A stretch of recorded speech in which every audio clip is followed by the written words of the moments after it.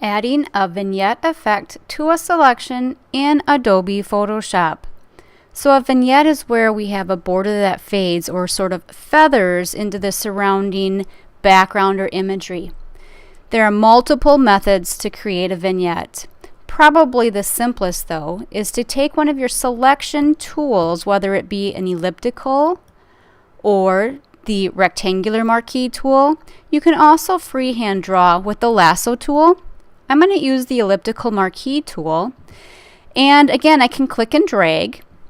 Remember, if I hold the Shift key down, that creates a constraint of a perfect circle when I'm dragging my marquee.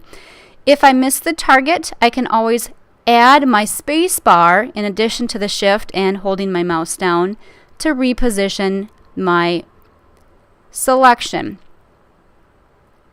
Now with the vignette, we are going to feather, so I have to be aware of where I'm positioning this marquee on my image. Notice that I am a little bit close to the top here, so I don't want to get any closer or my vignette won't work.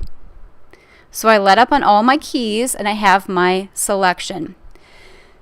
Now, if I were thinking before drawing my selection with my marquee tool, I could have put in a feather right up here in the options bar. So you can put your feather in and that would feather the edges. Now a note, if you use feather here in the options bar, it is one of those sticky commands, and so Photoshop will remember it. And I've had many students wonder why the next time they're using Photoshop 2-3 days later, their selections aren't working. It's because Photoshop has remembered that you set a feather. It doesn't reset it. You have to reset it yourself. Now, if I didn't put a feather in initially, not a problem. I can go under the Select menu here at the top, and I can go to Modify. And here I have feather. Same exact thing, exactly the same. So if you think prior to creating your selection, do it in the options bar. If you think, oh, afterwards I need to put a feather in, do it through the Select menu, Modify, and Feather. So here I can put my radius, and we'll just experiment. We'll stick with this 40 that I had entered in here. Click OK.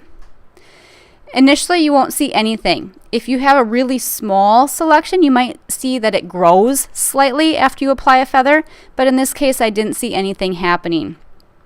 Now, to apply the vignette effect, again, multiple ways to do it. One way is to go under my Layer menu and create a layer mask. So here we can either reveal all or hide all. I don't want either one. I want to reveal my selection. So whatever's inside of that selection, those dancing ants, I want to show that. So I'm going to choose Reveal Selection.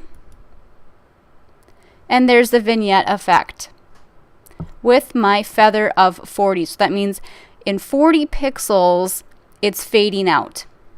And you can see over in my Layers panel, on this specific layer, I now have what's called a layer mask. Black areas hide, white areas show. I'm going to undo just with the Command or Control Z. While keeping my same selection, another method that I can use to apply a layer mask to create the vignette effect is to go down here at the bottom. We do have a Add Layer Mask icon at the bottom of the Layers panel. And by default, it is set to reveal the selection or the selected area. So if I click, same exact thing happens. I get a layer mask, black hiding, white reveals, and because my selection had a feather applied, I get the fading out effect. So the higher your feather, the more fading will occur. So that's how you can add a simple vignette effect to a selection.